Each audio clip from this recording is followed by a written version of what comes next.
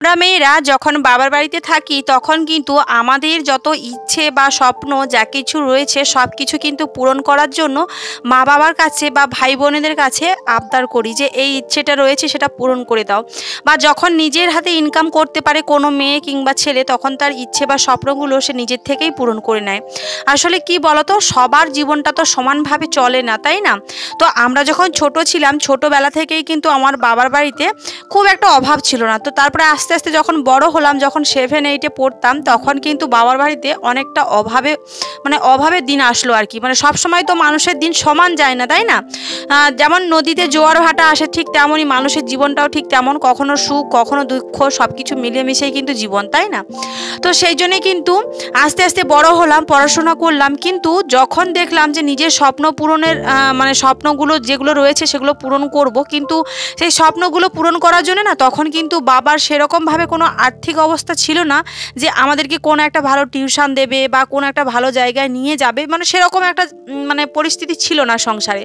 তো সেই জন্যে না নিজের স্বপ্ন বা ইচ্ছেগুলোকে সব সময় নিজের মধ্যেই রেখে দিতাম। আসলে কি বলতো, ওই যে এমন কিছু কিছু সময় আসে না, নিজের ইচ্ছেগুলোকে সব সময় দাম দেওয়া উচিত নয়। দেখবে সেই ইচ্ছেগুলোকে দাম দিতে গিয়ে নিজের স্বপ্ন বা ইচ্ছেগুলো যখন পূরণ হয় না তখন দেখবে মনের মধ্যে অনেকটা কষ্ট হয়।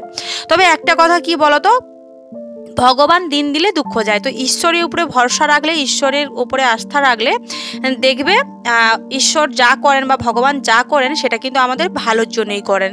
তো সেই জন্যে সবসময় আমি ভগবান বিশ্বাসী। তো আমি সবসময় ভগবানের ওপরেই বিশ্বাস করি আর ওনাকে দিন রাত আমি স্মরণ করি যে উনি আমার জন্য যা করছেন, যেটুকু করছেন অবশ্যই ভালো করছেন, আশা করি আগামী দিনেও ভালো করবেন। তো সেই জন্যই কিন্তু ভগবানের উপরে আস্থা রেখে এখনও আমি আর আমার হাজব্যান্ড আমরা আমাদের নিজের সংসার পেতেছি এবং আমরা ভালো আছি। তো জানি না জীবনে কি হবে না হবে, তবে আমরা যতটুকু পথ চলেছি নিজেরা তো ততটুকুই আমরা ভালো রয়েছি।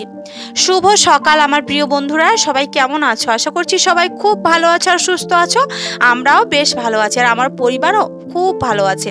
সাউথ 24 পরগনার গঙ্গাসাগরের ছোট্ট একটি গ্রাম থেকে আমি টুম্পা চলে এসেছি তোমাদের জন্য আবারও একটা নতুন ভিডিও নিয়ে। আমার ব্যস্ততম সকালে আবার একটা নতুন ভিডিওতে তোমাদের সবাইকে অনেক অনেক শুভেচ্ছা ও ভালোবাসা। তো দেখো, সকালে ঘুম থেকে উঠে পড়েছি আর ঘুম থেকে উঠেই আশপাশি কাজ আমার সব কটাই হয়ে গেছে আর এখন বিছানাটা ভালো করে পেতে নিচ্ছি। তার আগে মামাম সোনার তোমাদের দাদা ভাই গতকালকের একটু পিঠে করেছিলাম, তো গুড় পিঠে করেছিলাম রাতের বেলাতে, তোমরা সবাই দেখেছো গতকালকে ব্লগে। তো সেই পিঠেগুলো হচ্ছে তোমাদের মামাম সোনা দাদা ভাই দুজনে মিলে খাচ্ছে আর আমি এদিকে রান্নাঘরটা লেপা মোছা করে আর এই যে চলে এসেছি বেডরুমটা ভালো করে গোছানোর জন্যে।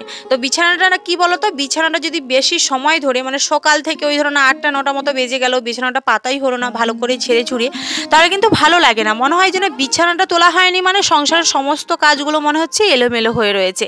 তো সেই জন্য আমি চেষ্টা করি সব সময় সংসারে আশিপাশি কাজের সাথে সাথে বিছানাটাকে সুন্দর করে পেতে রাখার।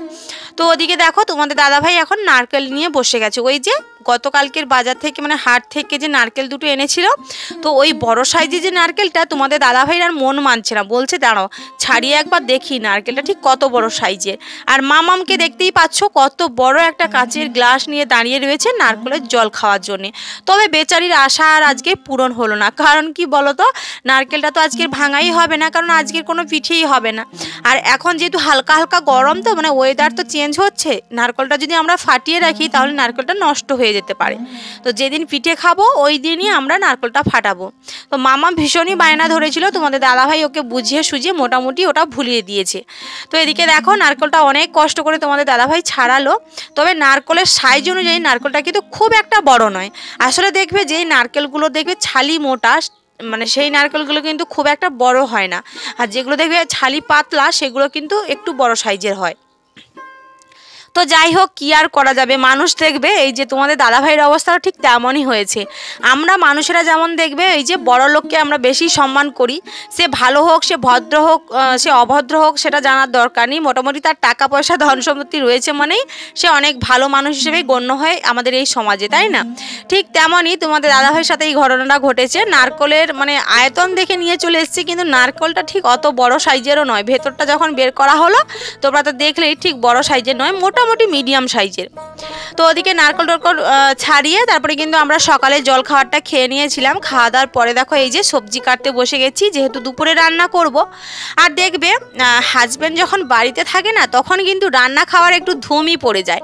কারণ কি বলতো, এই রান্না করতে হবে, খেতে দিতে হবে, এই উমুক কাজটা করতে হবে, এরকম একটা ব্যাপার থাকে।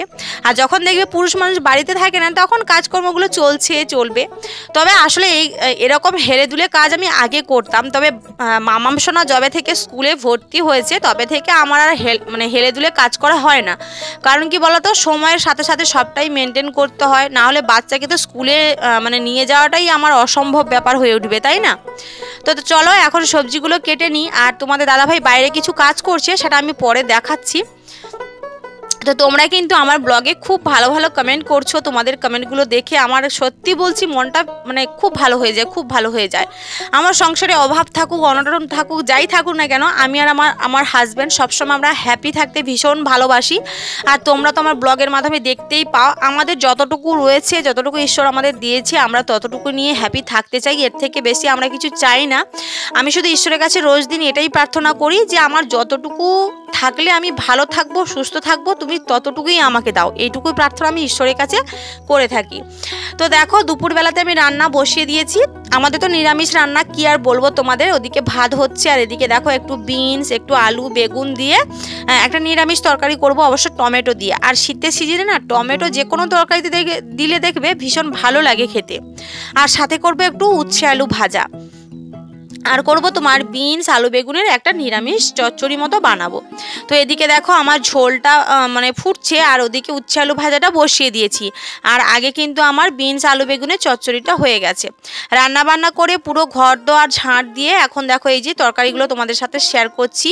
এই যে সমস্ত রান্না বান্না আমার কমপ্লিট হয়ে গেছে। আর তোমাদের দাদাভাই হচ্ছে গাছের ডাল কাটছিল। আমাদের যে বারাম রাস্তাটা রয়েছে, কাঁটা গাছগুলো তো সাইডে রয়েছে, তোমরা দেখেছো।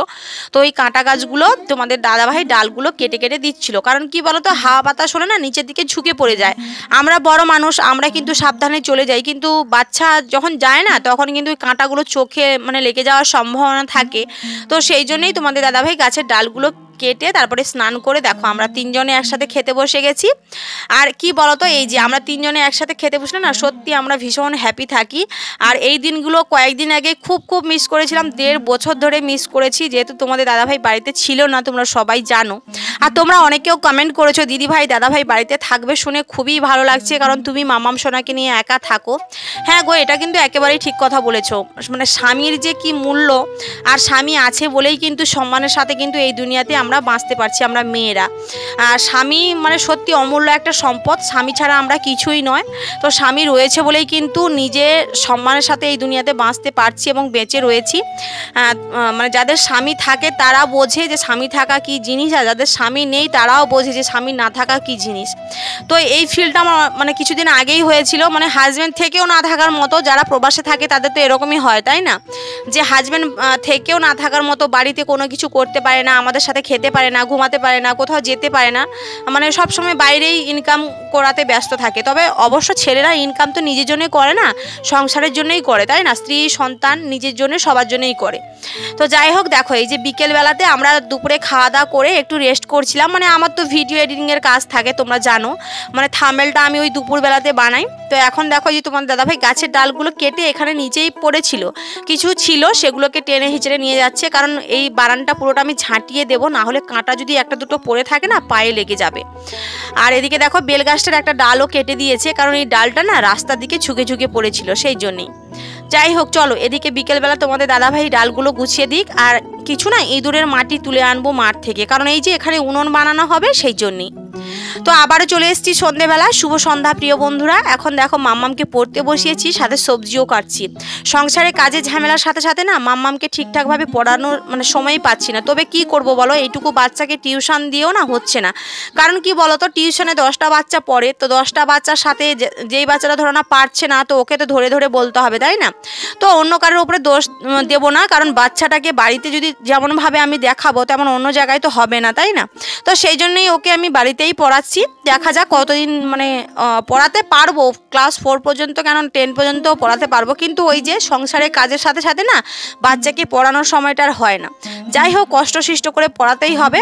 তো চলো এদিকে সবজিগুলো কেটে নিই, রাতে রান্নাও বসাবো। সোনালী দাস অফিসিয়াল লিখেছে, দিদিভাই তোমার ভিডিওটা খুব সুন্দর হয়েছে, খুব ভালো লেগেছে, তোমার ভয়েসটা খুব সুন্দর, খুব কিউট। আমার কমেন্টটা তোমার কেমন লেগেছে অবশ্যই বলো। খুব ভালো লেগেছে গো বোন, তোমার কমেন্টটা খুব ভালো লেগেছে, কমেন্টটা দেখে খুব তৃপ্তি পেলাম মনে। এভাবেই পাশে থেকেও। লাইফস্টাইল অফ নায়না লিখেছে, দিদিভাই ভিডিওটা খুব ভালো হয়েছে। লিপি রয় লিখেছে, বরমশাই তো খুব ভালো গিফট দিয়েছে। হ্যাঁ গো দিদিভাই, খুব ভালো গিফট দিয়েছে। প্রতিভা সাউ লিখেছে, ভিডিওটা খুব ভালো হয়েছে। থ্যাংক ইউ সো মাচ গো তোমাদের সবাইকে এভাবে আমার পাশে থাকার জন্য।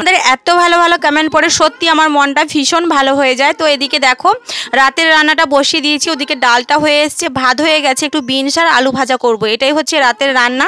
তো চলো বন্ধুরা, আজকে ব্লগটা রাতের রান্না দিয়েই শেষ করলাম। যদি তোমাদের ভিডিওটা ভালো লেগে থাকে অবশ্যই ভিডিওতে একটা লাইক, কমেন্ট ও শেয়ার করে দিও, আর চ্যানেলটা সাবস্ক্রাইব করে আমাদের পাশে থেকো। Good night, tata.